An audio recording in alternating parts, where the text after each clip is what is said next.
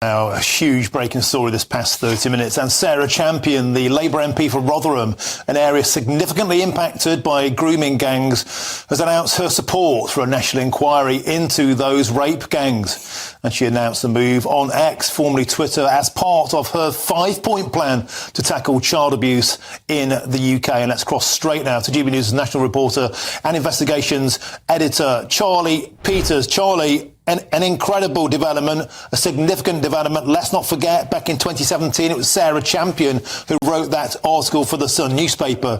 Quote, Britain has a problem with British Pakistani men raping and exploiting white girls. For her sins, she was forced to resign as a minister. She was the Secretary of State for Women and Equalities. 100 cross-party MPs, led by the Labour MP Naz Shah, wrote to the Sun demanding her head, and they got it. Last Wednesday, she voted against this vote. Now she's had a sudden awakening. Charlie, this is a huge story. Bring us up to speed.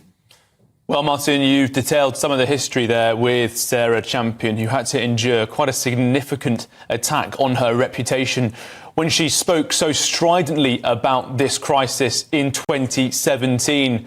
But now, 8 years later, with the national focus on this scandal, she has a new intervention to make, and that is breaking with the Prime Minister, Sir Keir Starmer, breaking with the Labour Party's official position on this story and calling for a national inquiry that is locally led. It's a 5-point plan that she's posted on X, and it goes into some detail demanding what she would like to see policy-wise on this issue, because it's more than just an inquiry she's calling for, Martin. She's also making reference to some investigation into the motivations of grooming gang members. At the top, she says the first demand that the government must implement the ICSA inquiry recommendations. She wants a timetable and ring-fenced resources. Many critics of the government say that last Monday they only announced some of those recommendations on the back of the focus on this issue. The second point is, are grooming gangs still happening? Have cases been missed? She wants all local authorities and police to audit child protection referrals linked to CSE over the last 10 years. A British-wide assessment which could trigger investigations if there's an immediate inquiry, especially if an area says they do not have a problem with CSE. And then, I suppose, the most crucial section is the third point, a national inquiry. She says that local inquiries do not have the power to compel witnesses and evidence, nor would they satisfy the public concern of cover-ups. And, Martin, there is an extensive public concern of cover-ups. She says there needs to be a national Telford-style model, which is nationally resourced and victim-centred. She said that triggers to roll out Home Office support would be victim and survivor reports, self-referral by local councils or police, or concerns raised from the independent panel. She said that ongoing prosecutions, risks and disciplinaries would be parallel to that approach. And then, of course, yes, as I was referring before, that commission to work on the motivations of grooming gang members. Now, I think Sarah Champion, as you said, at the top, Martin, she probably knows more about this scandal than any other MP based on her position as the member for Rotherham. She was in post during so many of those appalling atrocities exposed in the South Yorkshire town. She was there for the 2014 J report, but also, crucially, the Casey report in 2015, which was specifically into Rotherham Metropolitan Borough Council, which exposed grave failures and indeed cover-ups by politicians, in particular councillors, but also those who failed to investigate and those who chilled investigation with false and deplorable accusations of racism. Sarah Champion has seen all that, but she also knows that nationally we've never really had a focus on the grooming gang scandal. She knows that we do not know about the motivations of this sort of abuse. She says, we know about the crime, we do not know the reasons for the crime.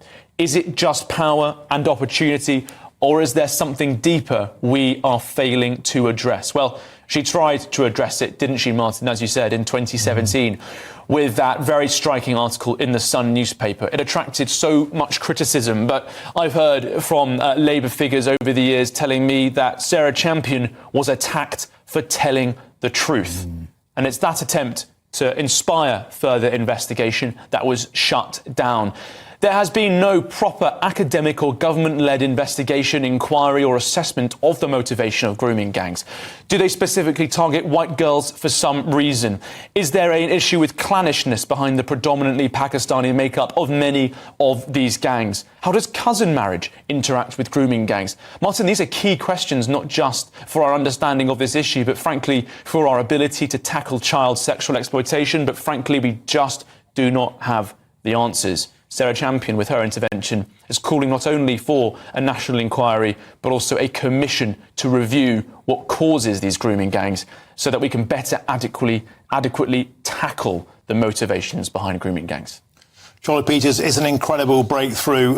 This is somebody who's had their finger on the pulse of this issue for many years, breaking ranks with the Prime Minister, breaking ranks with the party.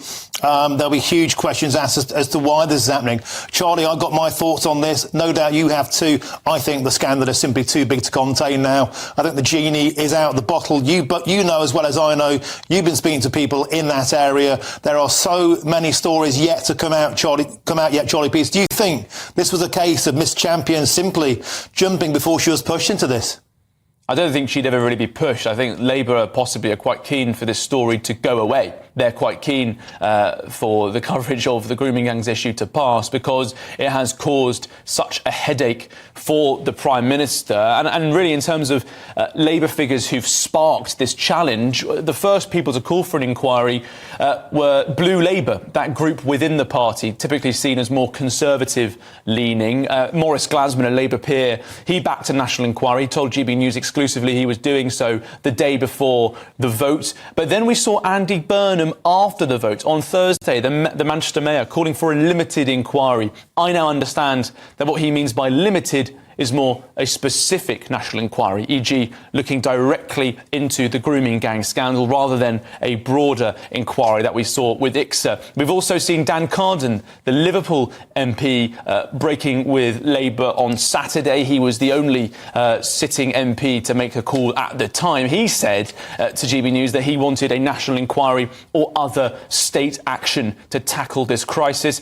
And this morning we've also heard from Paul Waugh, another Labour MP for Rochdale, saying that there was some case for a national inquiry. But I have to say, Martin, I think Miss Champion's intervention here is the most significant of the lot, not only because of the fact that she's got this 5-point plan, she's got all these other demands in there, but because of her standing within the party and the respect that she draws not just from other parliamentarians on this issue, but also campaigners, whistleblowers, survivors and indeed their families.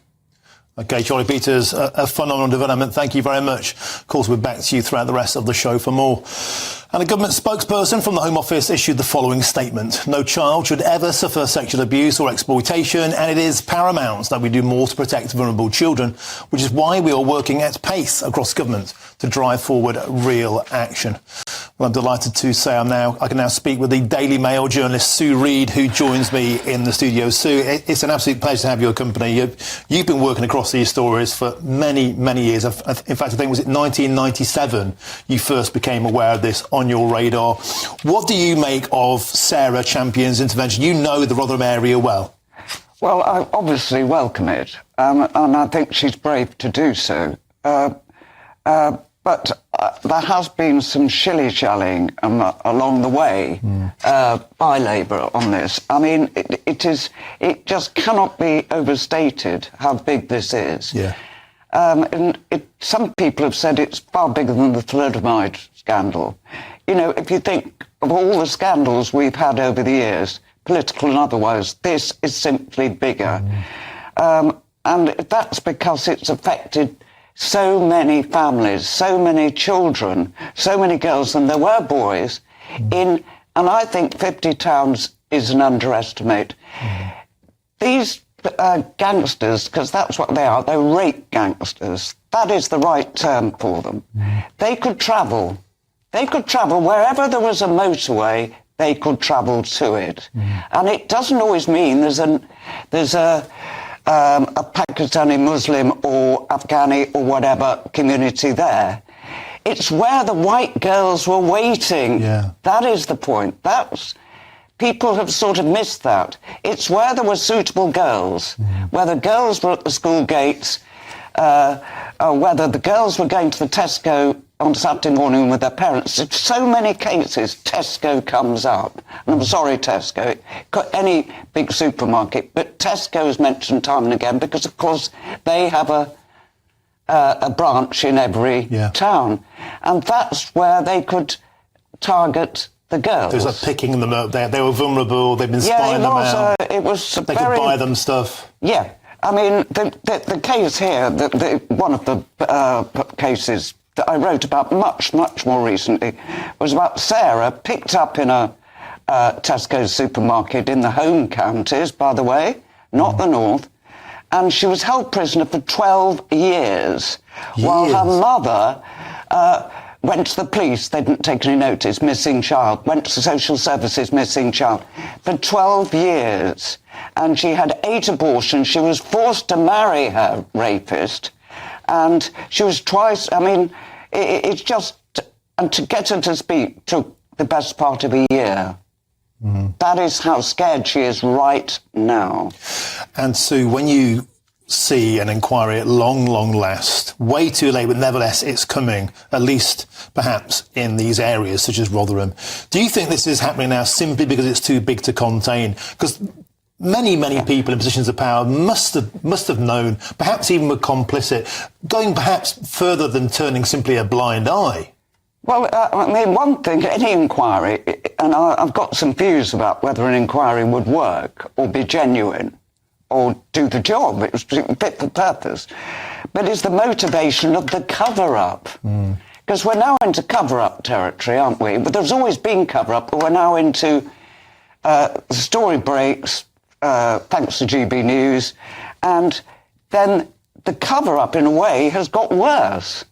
The denials. And so what's the motivation? What makes people lie? What makes people cover up these things? Well, I can only say that money comes to mind. Power, political power. And I think, and this is controversial, but I believe it to be true, an offensive against the white working class. Not all of them were white, these kids. Many were mixed race. Some were mixed race, some were Sikh, some were Hindu. But essentially they were white working class.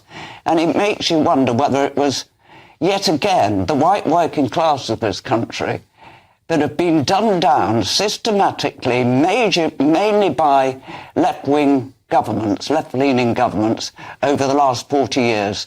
First, they took away their grammar schools, so they couldn't become the governor of the Bank of England as grammar school boys.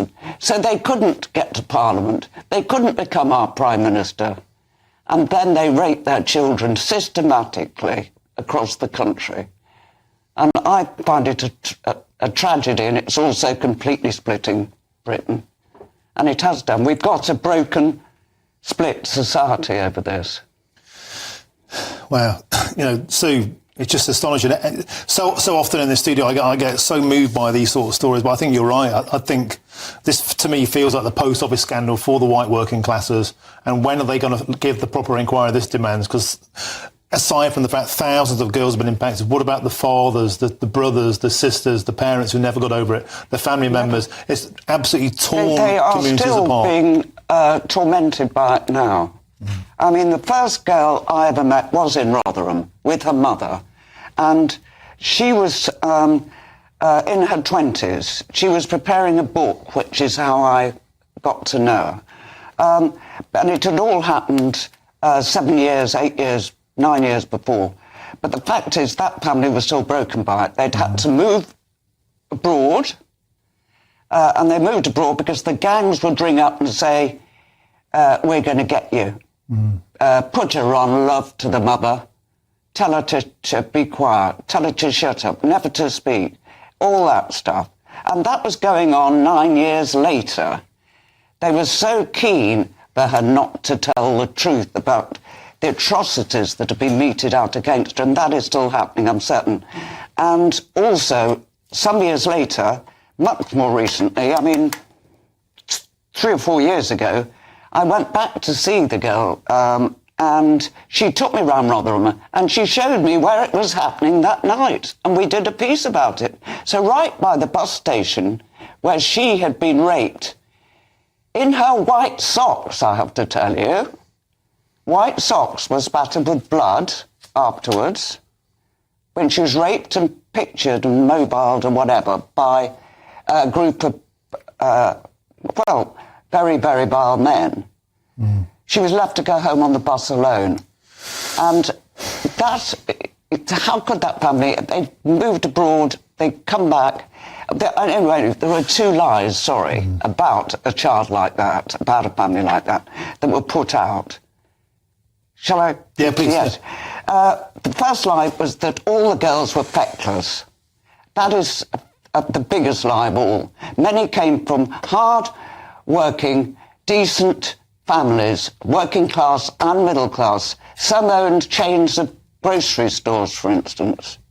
And so that was a lie. The second lie was they were in care. They had been taken into care by social services who said to their parents, the parents went begging, please help, my child's missing.